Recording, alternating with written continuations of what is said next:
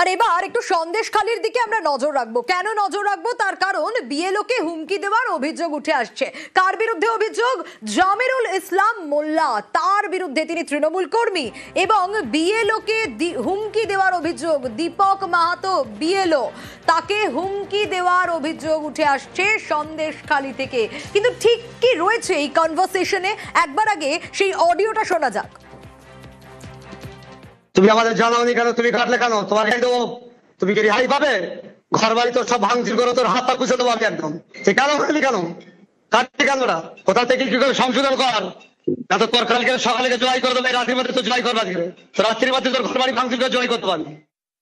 ঘর বাড়ি ভাঙচুর, একেবারে রীতিমতো হুমকি। অন্তত অডিও এই কথাই বলছে। অনুপম রয়েছে আমার সঙ্গে। অনুপম, এই হুমকি দেওয়ার কারণ কি, যে অভিযোগ উঠে আসছে, এবং তারই পাশাপাশি কি ব্যবস্থা নেওয়া হলো এখনো পর্যন্ত?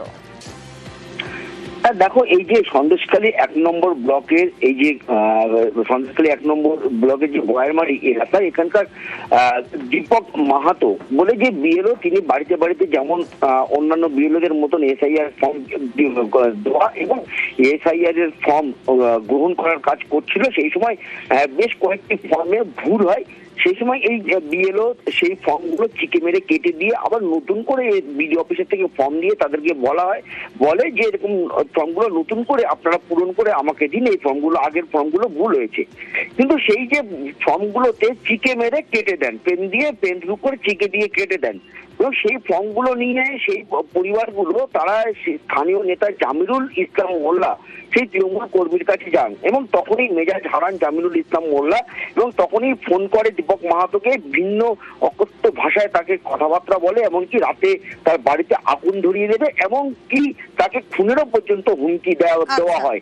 এরপর দীপক মাহাতো রীতিমতো আতঙ্কিত হয়ে পড়েন এবং সন্দেশখালী 1 নম্বর ব্লকের যিনি বিডিও, তাকে পুরো ঘটনাটি জানান এবং সেই বিডিওর তৎপরতে মেহেরঘাট থানায় এই জামিরুল ইসলাম মোল্লার বিরুদ্ধে একটা অভিযোগ দায়ের করে। সেই অভিযোগের ভিত্তিতে জামিরুল ইসলামকে গ্রেপ্তার করেছে এবং তাকে আজকে বসিরহাট মহকুমা আদালতে তোলা হয়েছে।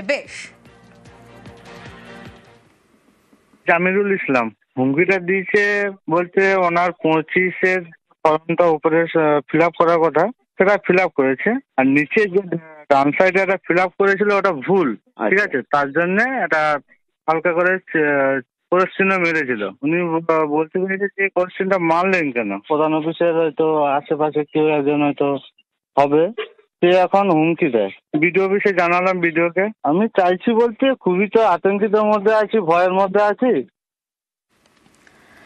রাস্তার ধারে একের পর এক গাড়ি রাখা, আর সেই গাড়ির নিচে আবর্জনা জমছে। এ নিয়ে কড়া কলকাতা পুরসভা জারি করতে চলেছে নির্দেশিকা। সেই নির্দেশিকা অনুযায়ী সকাল 7টা থেকে 2 ঘন্টার জন্য রাস্তার ধারে গাড়ি পার্ক করা যাবে না। আর ওই সময় কি হবে? ওই সময় সাফাই চলবে, আর না মানলেই ব্যবস্থা।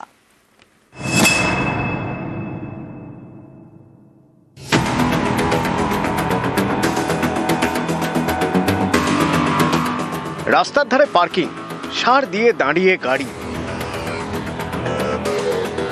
এই গাড়ির নিচে জমছে জঞ্জাল।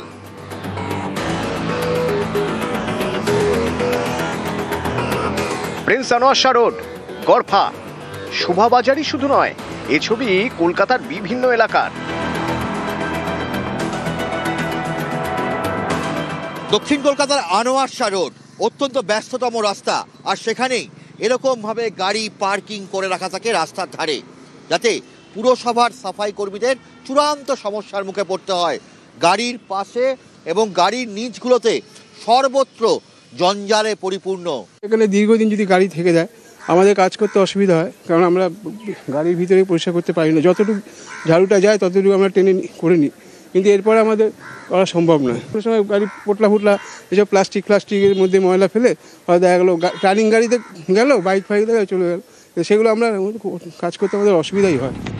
পার্কিংয়ে দাঁড়িয়ে থাকা গাড়ির নিচে জমছে জঞ্জাল, সমস্যা হচ্ছে সাফাইয়ে। এ নিয়ে কড়া কলকাতা পুরসভা, তারা একটি নির্দেশিকা আনছে। সেই নির্দেশিকা অনুযায়ী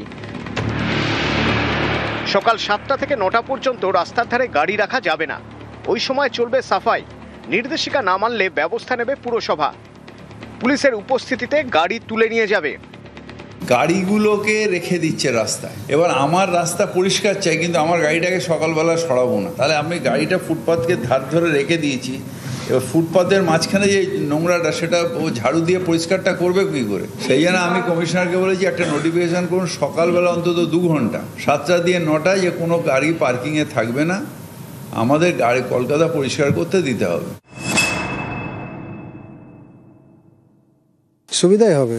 কেন? কারণ পৌরসভায় রাস্তাটা পরিষ্কার থাকবে, যার গাড়ি সে গ্যারেজ কিনবে, নাহলে গাড়ি কিনে রাস্তায় তো পার্কিং করার নিয়ম নেই। এটা তো অন্যায় অনুচিত। পার্কিং প্লেসে পার্কিং করো। সমস্যা হচ্ছে মানে যে গাড়ি পার্কিং করে স্পেসটা কভার হয়ে যাচ্ছে ওই জায়গাটা, তো যখন যারা দাদারা আসে ময়লাটা পরিষ্কার করতে, ওরা ওইটুকুনি জায়গা পরিষ্কার করতে পারছে না, তো this is a big problem. আগামী সময়ে সকাল 7টা থেকে 9টা পর্যন্ত শহর কলকাতার কোথাও কোনো গাড়ি, প্রাইভেট গাড়ি হোক বা কমার্শিয়াল গাড়ি হোক, সেই গাড়ি পার্কিং করা যাবে না, এমনটাই নির্দেশিকা জারি করতে চলেছে কলকাতা পুরসভা। তাতে আখেরে কি ভালো হবে সেটাই মনে করছে শহর কলকাতার মানুষ। ক্যামেরা রাজীবের সঙ্গে অভিজিৎ চন্দ, নিউজ 18 বাংলা, কলকাতা। আর এসআইআর এর চাপে বিএলওর স্ট্রোক, হ্যাঁ অভিযোগ এরকম উঠে আসছে এবার উত্তর 24 পরগনার মছলন্দপুরে।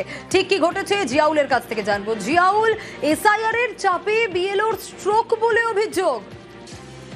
একদম, দেখো, সুমন কুমার দাস মসলন্দপুর গ্রাম পঞ্চায়েত 203 নম্বর বুথে তিনি সাহাপাড়া এলাকায় এই ঘটনা ঘটে। অর্থাৎ তিনি বিএলওর কাজ করছিলেন এবং এই যে প্রচন্ড মানসিক চাপ তিনি সহ্য করতে পারছিলেন না, বারংবার তার পরিবারকেও জানাচ্ছিলেন।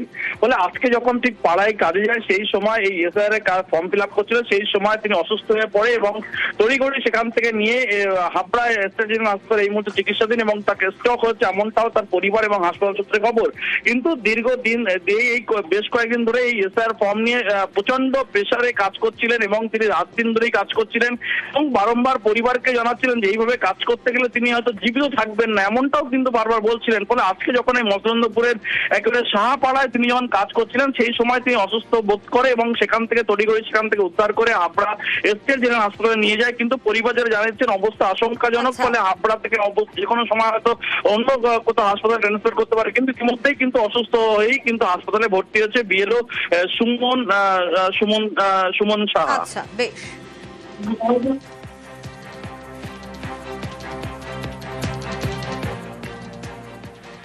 আবারও বিএলওর মৃত্যু, আর এবার নদিয়ার কৃষ্ণনগরে।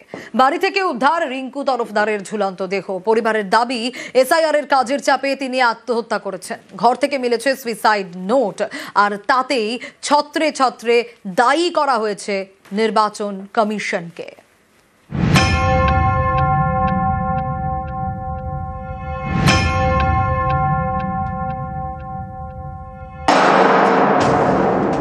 ঘর থেকে উদ্ধার বিএলওর ঝুলন্ত দেহ। মৃতের নাম রিঙ্কু তরফদার। পরিবারের দাবি ঘর থেকে মিলেছে সুইসাইড নোট, তাতে লেখা এই পরিণতির জন্য নির্বাচন কমিশন দায়ী। নদিয়ার কৃষ্ণনগরের ষষ্ঠীতলা এখানকার বাসিন্দা রিঙ্কু তরফদার চাপড়ার বাঙালঝি স্বামী বিবেকানন্দ বিদ্যা মন্দিরের প্যারা টিচার। চাপড়া 2 নম্বর পঞ্চায়েত এলাকার 201 নম্বর বুথের বিএলও ছিলেন রিঙ্কু। শনিবার সকালে 3 তলার ঘর থেকে উদ্ধার হয় তার ঝুলন্ত দেহ। পরিবারের অভিযোগ এসআইআর এর অতিরিক্ত কাজের চাপে আত্মহত্যা করেছেন রিঙ্কু। মানে এসে খাওয়া দাওয়া তো দূরস্থ নয়, আগে এসে ওই ইয়ে নিয়ে বসে পড়তো খাটের ওপর। পাওয়ার সঙ্গে সঙ্গে আমি ভিডিও কালেক্টরেতে গিয়েছিলাম, ভিডিও অফিসে গিয়েছিলাম জমা দেওয়ার জন্য, যে আমার কাজ পারবো না বলে এবার লিখিত দিয়ে দিয়েছিলাম, দিয়ে উনি নেয়নি, দিয়ে কালেক্টরেতে পাঠিয়েছিল। দিয়ে ওখানে গিয়েছিলাম, উনি ডাইরেক্ট বলেছিলেন তাহলে চাকরি করেন কী করে, আসেন কী, তখন যা আশা করেন কী করে, চাকরি তাহলে ছেড়ে দিতে হবে। বিএলও নিশ্চয় ওদের চাপ তো ছিলই ওদের, না হলে হবে কী করে। 3 তলার ঘর থেকে বিএলও রিঙ্কু তরফদারের ঝুলন্ত দেহ উদ্ধার হয়। পরিবারের দাবি সেই ঘর থেকে মিলেছে একটি সুইসাইড নোট, তাতে লেখা আমার এই পরিণতির জন্য নির্বাচন কমিশন দায়ী। কোনো রাজনৈতিক দলকে সমর্থন করি না, খুবই সাধারণ মানুষ, কিন্তু এই অমানসিক কাজের চাপ নিতে পারছি না। আমি একজন পার্শ্ব শিক্ষিকা, বেতন পরিশ্রমের তুলনায় খুবই কম, কিন্তু এরা ছাড় দিল না। অফলাইন কাজ 95% শেষ করে ফেলেছি, কিন্তু অনলাইনে কিছুই পারি না। বিডিও অফিসে এবং সুপারভাইজারকে জানানো সত্ত্বেও কোনো ব্যবস্থা করল না। 201 নম্বর পার্টে কেউ ছিল না বলে আমায় কাজ চাপিয়ে দিল। পরে অন্য পার্টের অনেককে অন্য পার্টে বিএলও হিসেবে নিয়োগ করেছে। এখন সুখের সময়, কিন্তু এরা বাঁচতে দিল না। কাজটা অনেকের কথা শুনে রাখতে গেলাম, এখন মনে হচ্ছে ছেড়ে দেওয়াটাই ভালো ছিল। রেজিস্ট্রেশন হয়ে গেছে বলে ছেড়েও কাজ হতো না। ওনার বিএলও ডিউটি ছিল, কদিন ধরে উনি পেশারে ছিলেন, কিন্তু তার মধ্যেও যে এরকম হয়ে যাবে আমরা বুঝতে পারিনি। নির্বাচন কমিশনকেই দায়ী করেছেন। বিএলও থেকে চাপ দেওয়া হতো, উনি বলতো যে আমার চাকরি চলে যাবে, আমি কাজ ছেড়ে দিতে চাই, এত পেশা নিতে পারছি না, এইভাবে উনি বলতেন। কৃষ্ণনগরে বুথ লেভেল অফিসারের মৃত্যুর ঘটনায় নদিয়া জেলা শাসকের থেকে রিপোর্ট চাইলেন রাজ্যের মুখ্য নির্বাচনী আধিকারিক। বুথ লেভেল অফিসারের মৃত্যুর কারণ জানতে চেয়েছেন। এর আগে জলপাইগুড়িতে এক বিএলওর মৃত্যু হয়েছে। এই ঘটনায় জলপাইগুড়ি জেলা শাসকের থেকে রিপোর্ট চেয়েছে কমিশন। জানা গিয়েছে সেই রিপোর্ট তারা পায়নি। এর মধ্যেই নদিয়ায় বিএলওর ঝুলন্ত দেহ উদ্ধার। নদিয়া থেকে সমীর রুদ্র, নিউজ 18 বাংলা।